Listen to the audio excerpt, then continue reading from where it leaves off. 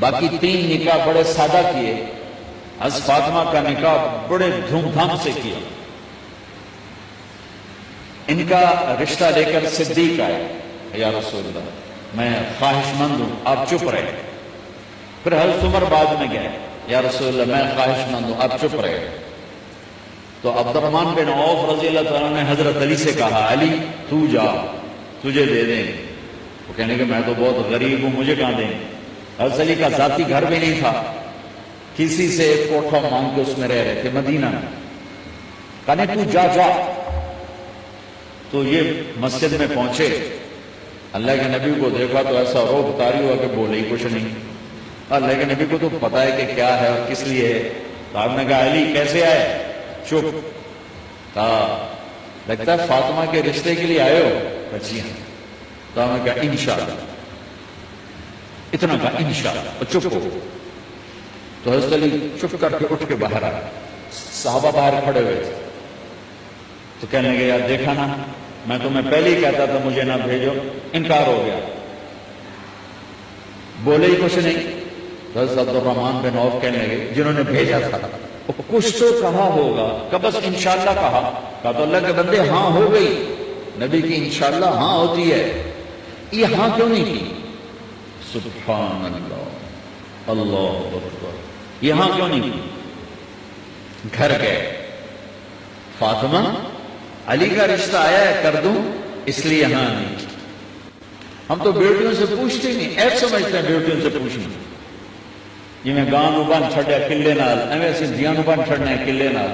مجھے ایک اپنی مطلب برادری لیول کے ایک خاتون کا فون آیا کہ مولانا پڑھایا مجھے لاہور میں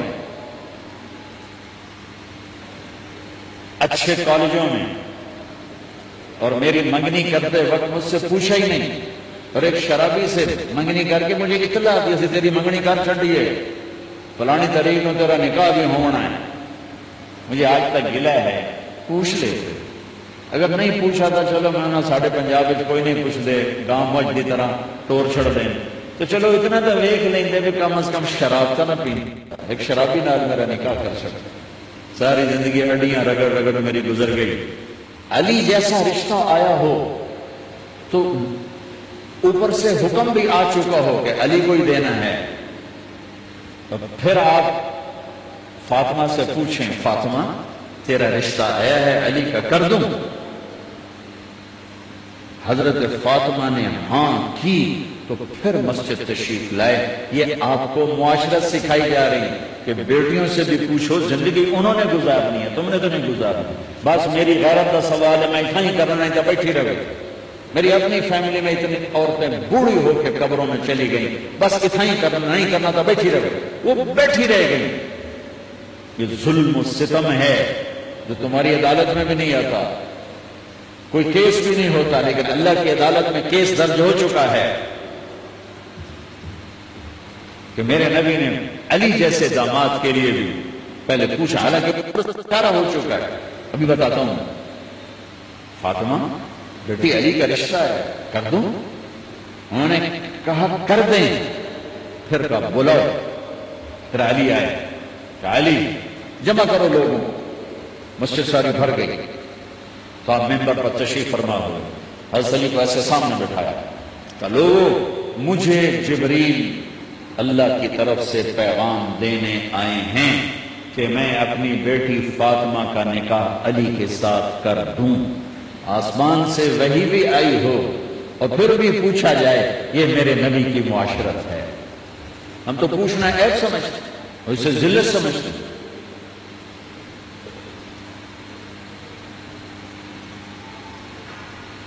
پھر آپ نے اتنا بڑا اہتمام کیا، مسجد نبوی پرانی جو آپ کے زمانے کی تھی، بہت بڑا ہال تھا، اس کا بھرا ہوا تھا، آپ نے سب کو شہد کا شربت پلایا، خود نکاح پڑھایا، نکاح کا خطبہ پڑھ کیا، پھر کہا علی میں نے فاطمہ بنت محمد کو 400 درم مہر کے عوض تمہارے نکاح میں دیا، تو نے قبول کیا؟ انہوں نے کہا میں نے قبول کیا، اور سجدے میں چلے گئے اور زور سے دعا مانگی، رب اوزعنی ان اشکر نعمتک التي انعمت علی وعلی والدی وان اعمل صالحا ترضاه واصلح لي في ذریتی انی تبت الیک واننی من المسلمین. میرے نبی نے کہا آمین، زور سے کہا آمین. نکاح ہو گیا. رخصتی ہوئی 6 مہینے بعد، 1 مہینے بعد، 1 سال بعد. 3 روایات ہیں، فوراً 4 روایات، لیکن زیادہ صحیح ہے دیر کے بعد، فوراً نہیں ہوئی. کچھ عرصے کے بعد رخصتی ہوئی. حضرت عقیل آپ کے بھائی وہ کہنے لگے علی اب رخصتی ہو جانی چاہیے.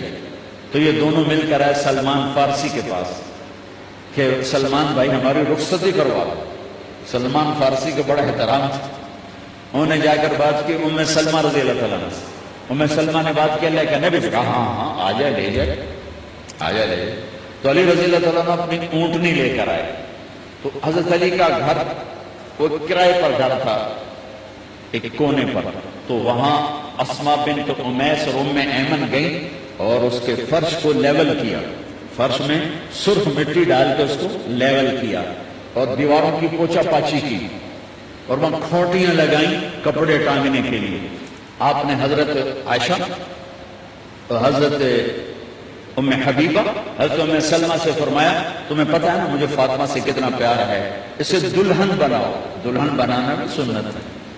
دلہن بناؤ، اسے دلہن بناؤ. تو آپ کو دلہن بنایا گیا. پھر علی رضی اللہ تعالیٰ نے تشریف لائے سلمان فارسی اور عقیل کے ساتھ. اونٹنی کو دروازے پر بٹھایا. تو آپ نے علی کا ہاتھ پکڑا، اندر تشریف لے گئے اور فاطمہ کا ہاتھ پکڑ کے علی کے ہاتھ میں دیا اور کہا بیٹی مجھے اپنے خاندان میں جو سب سے زیادہ محبوب تھا میں نے تیرا ہاتھ اس کے ہاتھ میں دیا ہے. پھر کہا علی تجھے نبی کی بیٹی مبارک، نبی کی بیٹی مبارک. پھر آپ نے سے پیالے میں پانی منگوایا اور اس میں آخری 2 سورتیں پڑھ کے دم بھی کیا، تھوک بھی ڈالا. پھر اس میں سے انگلیاں ڈال کے ان کے سینے پر چھڑکا تو دونوں پی لو. دونوں کو پلایا. پھر باہر تک چھوڑنے آئے. حضرت علی نے آپ کو اونٹنی پہ بٹھایا. آپ نے 2 عورتوں کو ساتھ بھیجا، ام ایمن اور اسماء بنت امیس. یہ چھوٹی سی بارات جا کر علی کے گھر اتری اور آپ نے حضرت علی سے فرمایا کہ میں عشاء پڑھ کے آؤں گا، میرا انتظار کرنا ہے. تو عشاء کی نماز کے بعد آپ تشریف لے گئے. آپ نے دوبارہ پیالے میں پانی منگوایا اور اس پر آخری 2 سورتیں پڑھ کے دم کیا.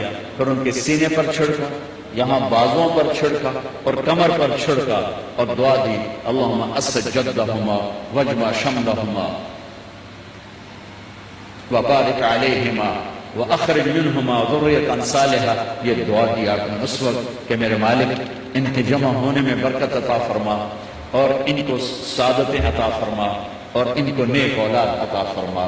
یوں میرے نبی نے اپنی بیٹی کو رخصت فرمایا. اگلے دن آپ نے حضرت علی کو بلا کے فرمایا علی ولیمہ بھی کرنا ہے. کہنے کہ یا رسول اللہ میرے پاس تو کچھ نہیں. تو آپ نے کہا تو ساتھ میں نبی وقاص کہنے کہ یا رسول اللہ میرے پاس ایک چھترا کھڑا ہے، چھترا لاؤ. ذبح کیا گیا. آپ نے اس میں چھوارے ڈلوائے، قورمہ بنوایا، قورمہ. اور اپنی طرف سے حضرت علی کو پیسے دیے کہ جاؤ چھوارے، گھی، شہد خرید کے لاؤ. تو علی رضی اللہ عنہ نے 5 درم کے چھوارے خریدے اور 3 درم کا شہد خریدا اور 1 درم کا گھی خریدا. 9 درم تھے ٹوٹل. تو آپ نے کافی سارا آ گیا تو چھواروں کی گٹھلیاں نکلوا کے ان کو پسوایا، پھر شہد اور گھی میں ملایا اور ایک سویٹ ڈش تیار کی اور اس کو حضرت علی کے ولیمے میں آپ نے اپنی طرف سے پیش کیا. تو اس دن تازہ روٹی جو کی پکائی گئی اور دیگ پر میرے نبی خود بیٹھے کھانا کھلانے، تقسیم کرنے خود بیٹھے. اب ایک چھترا ہے، 13-14 کلو گوشت ہے، 15 کلو، تو 50 آدمی کھا لیں گے. آپ نے کہا سارے مدینے کو دعوت ہے. سارے مدینے والے جتنے بھی آئے اور میرے نبی خود دیگ سے نکال کے کھلاتے رہے. سارا مدینہ ولیمہ فاطمہ کا کھا گیا اور دیگ بھری پڑی.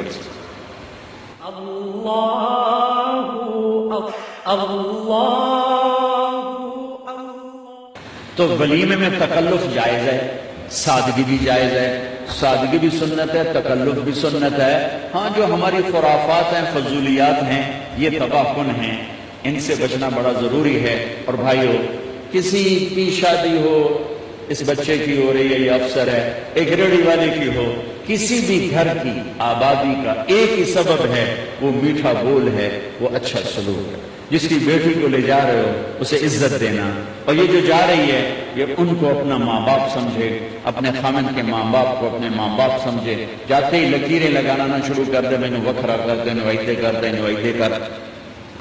وہ اپنے گھر کا ایک فرد بن کے زندگی گزارے، جو لے کے جا رہے ہیں ان کے ذمہ ہے کہ اس کو بیٹی بنا کے لے جائیں۔ سسرال جو ہوتے ہیں وہ ہمیشہ عیب دیکھتے ہیں، خوبیوں نے نظر ہی نہیں آتی، تو کھٹ پٹ تو ہوتی رہتی ہے، کوئی ایسی بڑی بات نہیں۔ کھٹ پٹ کو صلح میں بدلو، مزید جھگڑا نہ بڑھاؤ۔ میرے نبی حضرت فاطمہ کے گھر آئے، دیکھا تو آپ اداس بیٹھے۔ آپ نے کہا فاطمہ بیٹی کیا ہوا؟ کہ میرا اور علی کا جھگڑا ہو گیا۔ اچھا، خود گئے بیٹی کے باپ ہو کر، دیکھا تو حضرت علی مسجد میں سوئے ہوئے تھے، آپ نے ان کو اٹھایا، کہا یا ابا تراب قوم، آپ کو یہ ٹائٹل یہاں ملا، اے ابو تراب۔ فرمایا کرتے تھے کل کائنات ملتی تو اتنی خوشی نہ ہوتی جتنا اس ٹائٹل کی خوشی ہے۔ ابو تراب کہنے کا کیا مطلب تھا؟ کہ اظہار محبت کے لیے ایسے ٹائٹل دیے جاتے تھے، تو ابو تراب کہہ کر یہ میسج دیا کہ میاں بیوی کی لڑائی ہوتی رہتی ہے، میں تو اس سے ویسے ہی محبت کرتا ہوں جیسے پہلے کرتا تھا، یہ میسج دیا اس نے۔ اب حضرت علی کو لائے اٹھا کر اور گھر میں تشریف لائے، نہ علی کی سنی نہ فاطمہ کی سنی۔ ہاں بھائی علی کی مسئلہ ہے، ہمیں فاطمہ کیا مسئلہ ہے؟ یہ مسئلے سن کے بھی زیادہ لڑائی ہو جاتی، صلح کروانے لگی، آپ ہو دو چار لے کر مار کے آ جائیں گے۔ تو میرے نبی نے کیا کیا؟ سبحان اللہ، زمین پر لیٹ گئے، ادھر علی کو لٹایا، ادھر فاطمہ کو لٹایا، علی کا ہاتھ اپنی ناف پہ رکھا، فاطمہ کا ہاتھ ان کے ہاتھ پہ رکھا، اور بیٹی کے ہاتھ پر اپنا ہاتھ رکھا۔ پھر فرمایا کہو ہماری صلح ہو گئی۔ علی کہو، فاطمہ کہو، دونوں نے کہا ہماری صلح ہو گئی۔ آپ اٹھے، خوش خوش باہر آئے، چہرہ ایسے گلاب کے پھول کی طرح۔ صحابہ نے عرض کیا یا رسول اللہ آج آپ بڑے خوش نظر آ رہے ہیں۔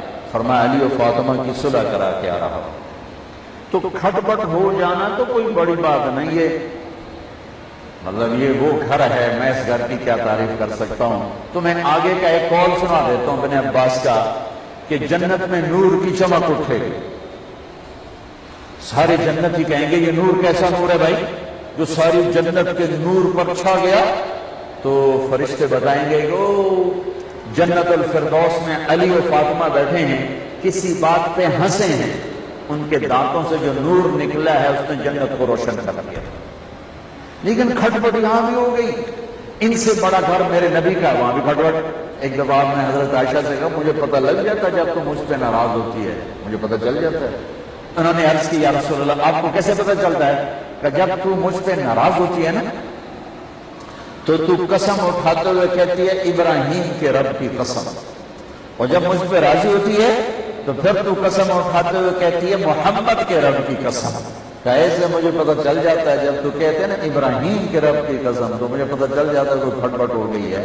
تو نبی کے گھر میں بھی ہو جاتی ہے، یہ مسئلہ تو ختم ہوگا جنت میں۔ ہمارے ذمہ ہے کہ ان چیزوں کو کم کریں، یہ ایک میرے نبی کی معاشرت ہے میرے بھائیوں، اسے سیکھو، اسے سمجھو۔